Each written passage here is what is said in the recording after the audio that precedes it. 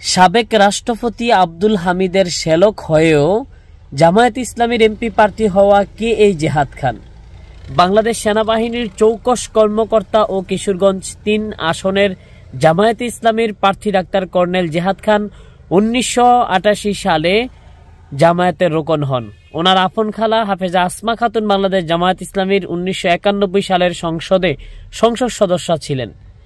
ওনার দুইজন তালই, একজন অধ্যাপক গোলাম আজম যিনি জামাতের সাবেক আমির, অন্যজন জামাতের সাবেক আমির শহীদ মতিউর রহমান নিজামী।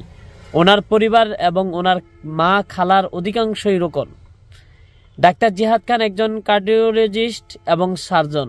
সম্মিলিত সামরিক হাসপাতালে কার্ডিওলজি বিভাগে কর্মরত ছিলেন। বর্তমানে ঢাকার ইবনে সিনা হাসপাতালে কর্মরত আছেন।